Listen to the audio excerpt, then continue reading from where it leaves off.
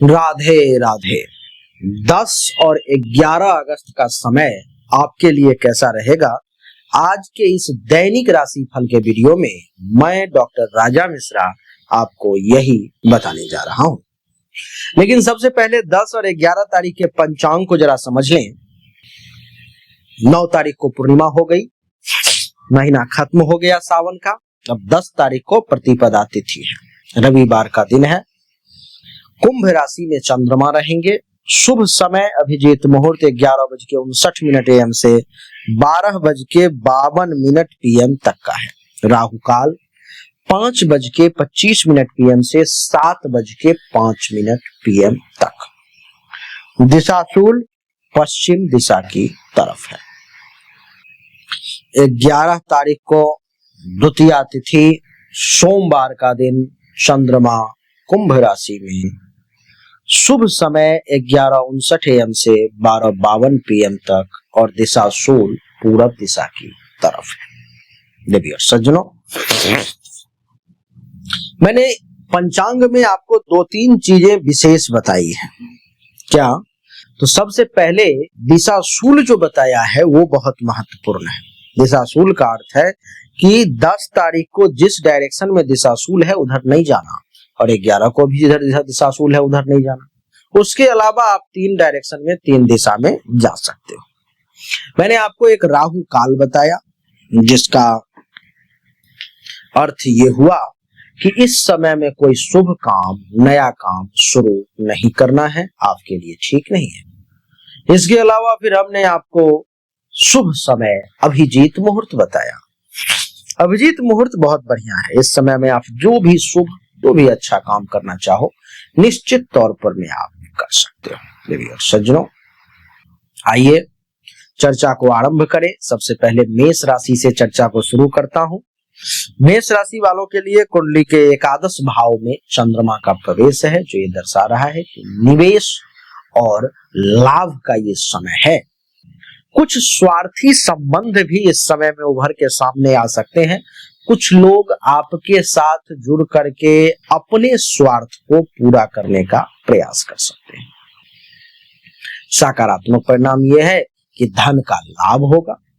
इच्छाओं के पूर्ति का ये समय है। आपकी जो इच्छा है वो पूर्ति होगी। मित्रों से सहायता मिलेगी।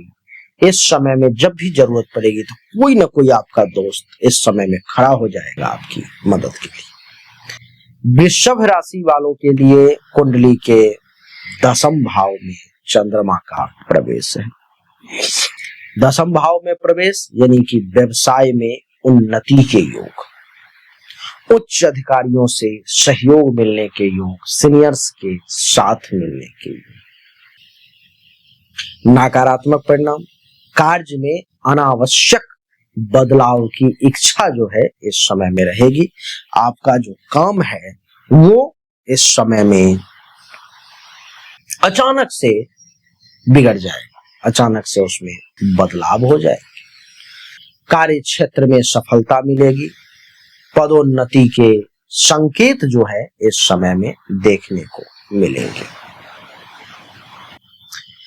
मिथुन राशि वालों के लिए कुंडली के 9वें भाव में चंद्रमा है, जो ये दर्शा रहा है कि लंबी यात्राएं होंगी या हाई लेवल के अध्ययन में आपको सफलता मिलने का योग है। उच्च अध्ययन में गुरु या पिता से असहमति हो सकती है। किसी बात को लेकर के वो आपके साथ नहीं रहेंगे। भाग्य का साथ मिलेगा। धर्म कर्म में भी रुचि बनने के योग दिख रहे हैं। यात्रा के भी बहुत सुखद योग बन रहे हैं। बात करूंगा कर्क राशि की। कर्क राशि वालों के लिए 8वें भाव में चंद्रमा है, जो ये दर्शा रहा है कि रहस्यमयी या अज्ञात विषयों से जुड़े अनुभव इस समय में सामने आ सकते हैं। रहस्यमयी अथवा अज्ञात यानी कि जो पता ही नहीं था, उस जगह से कोई ना कोई अनुभव, कोई ना कोई एक्सपीरियंस जो है सामने आ सकता है। नकारात्मक परिणाम क्या है? तो मानसिक तनाव देखने को मिलेगा। दुर्घटना या अपच की समस्या भी जो है सो सामने आ सकती है। तो आप थोड़ा सा सावधान भी रहें। गुप्त ज्ञान या शोध कार्यों में आपकी रुचि बनेगी और वहां से आपको बहुत फायदा होगा। बात करेंगे अब सिंह राशि की। सप्तम भाव में चंद्रमा है, क्या होगा? नए संबंध या व्यापारिक साझेदारी की शुरुआत संभव है, ऐसा मैं देख पा रहा हूं। संबंधों में अस्थिरता या भावनात्मक असंतुलन इस समय में देखने को मिल सकता है। सकारात्मक परिणाम की बात करूं तो जीवन साथी के साथ मधुर संबंध देखने को मिलेंगे। साझेदारी में लाभ भी संभव है, पार्टनरशिप में आपको लाभ मिल सकता है। बात करेंगे अब कन्या राशि की। कन्या राशि वालों के लिए कुंडली के छठे भाव में चंद्रमा है, जो ये दर्शा रहा है कि कोर्ट कचहरी या प्रतियोगिता के लिए संघर्ष का समय है। थोड़ा सा सावधानी से चले, मानसिक चिंता परेशान कर सकती है। हेल्थ पर में अपना ध्यान विशेष रखें। रोगों से मुक्ति मिलेगी, कर्ज चुकाने का अवसर मिलेगा, कर्ज चुकाने का समय मिलेगा, ऐसा मैं देख पा रहा हूं। देवी और सज्जनों, आपकी जानकारी के लिए बता दूं कि तुला राशि वालों के लिए कुंडली के पंचम भाव में चंद्रमा है, अर्थात पढ़ाई लिखाई या सृजनात्मक कार्यों में सफलता मिलने के योग है। भावुक निर्णय से बचें तो ज्यादा अच्छा रहेगा। प्रेम संबंधों में प्रगति के योग है, संतान से सुख प्राप्ति के योग है और क्रिएटिविटी में तो रचनात्मकता में तो वृद्धि होना ही होना है। बात करेंगे वृश्चिक राशि की। चतुर्थ भाव में चंद्रमा है। घर से जुड़ी योजनाओं के लिए भी ये समय बहुत अच्छा है। मन लेकिन थोड़ा सा अस्थिर हो सकता है, मन को स्थिर करना थोड़ा मुश्किल हो सकता है। पारिवारिक सुख, माता से लाभ, वाहन या संपत्ति संबंधी विचार इस समय में सामने आ सकते हैं। बात करेंगे धनु राशि।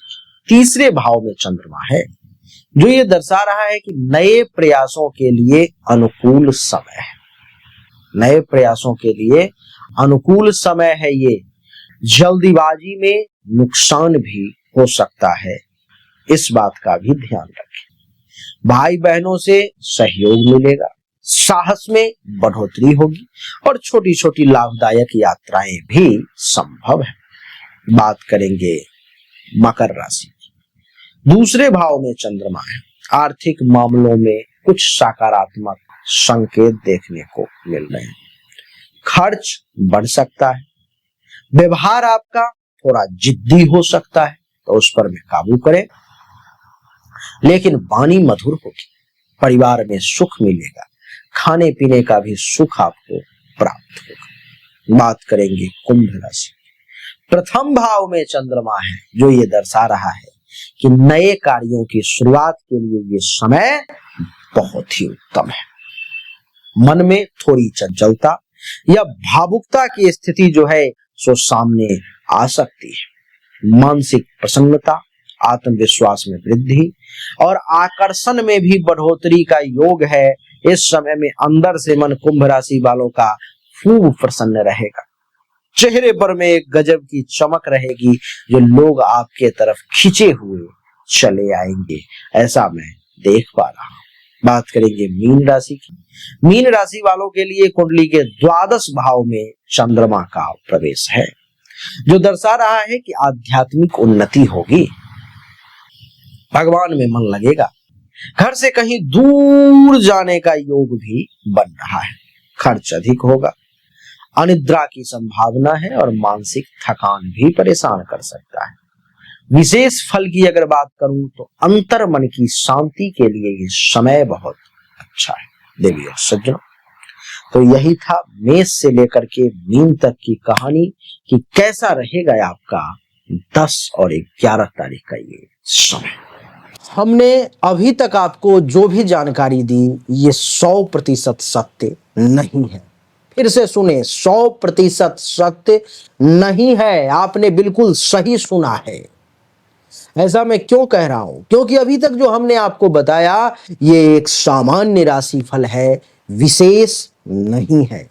विशेष जानकारी 100% एक्यूरेट जानकारी तो आपको तभी मिल सकती है जब पर्सनली आपके जन्म कुंडली की जांच की जाए, पर्सनली आपके हाथ की रेखा को देखा जाए, तभी तो सिर्फ आपके बारे में सही जानकारी आपको प्राप्त होगी। और जब वो जानकारी प्राप्त होगी तो वो 100% एक्यूरेट होगी। आपको जानना चाहिए, अगर आपको परिश्रम ज्यादा करना पड़ रहा है लेकिन परिणाम नहीं मिल पा रहे हैं, आपको भाग्य का साथ नहीं मिल पा रहा है, जिस पोजीशन पर आपको होना चाहिए उस पोजीशन पर आपसे पहले कोई और पहुंच जा रहा है, इसका अर्थ है कि भाग्य का साथ नहीं मिल रहा है, भाग्य के देवता की स्थिति कुंडली में गलत है, उसको ठीक करने की जरूरत है।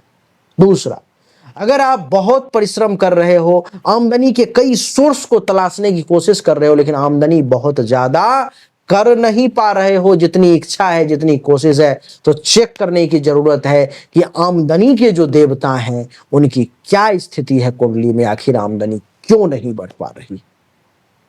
अगर आप पैसा तो कमा रहे हो लेकिन बचत नहीं कर पा रहे हो, लाख प्रयास करते हो लेकिन फिर भी कितना भी पैसा कमा लूं, कितनी भी कोशिश कर लूं, बचत नहीं हो पा रहा है, तो आपको चेक करने की जरूरत है कि जन्म कुंडली में जो धन धान्य संपत्ति के बचत की देवता है, जो बैंक बैलेंस के देवता है, उनकी क्या स्थिति है, क्यों ऐसा हो पा रहा है। लेकिन इन सब को चेक करने के लिए पर्सनल आपकी जन्म कुंडली की जांच करनी पड़ेगी, तभी जाकर के वो पता लग पाएगा। देवियों सज्जनों, चाहे कोई बीमारी है जो आपको बहुत परेशान कर रहा है, बहुत परेशान कर रहा है, आप ठीक नहीं हो पा रहे हो, चाहे आपका विवाह नहीं हो रहा, वैवाहिक जीवन में अथवा परेशानी आ रही है, मामला तलाक तक पहुंच गया है या विवाह हो ही नहीं पा रहा है, जिस काम को करने की कोशिश कर रहे हो हर काम में रुकावट आ रहा है, जमीन मकान गाड़ी चाह रहे हो लेकिन हो नहीं पा रहा है, तो इन सभी शंकाओं का समाधान जन्म कुंडली देखने के बाद ही मैं आपको दे सकता हूं। उसके लिए सामने दिए गए नंबर पर में अपनी जन्म तारीख, जन्म समय, जन्म स्थान, दोनों हाथ के हथेली का फोटो अवश्य भेजें, जो शुल्क है जमा करें, इंतजार करें, आपको जानकारी अवश्य मिलेगी। अच्छा लगा तो वीडियो को लाइक करें, शेयर करें, चैनल को सब्सक्राइब करके इसके बेल आइकन के बटन को दबा दें। राधे राधे, राम राम।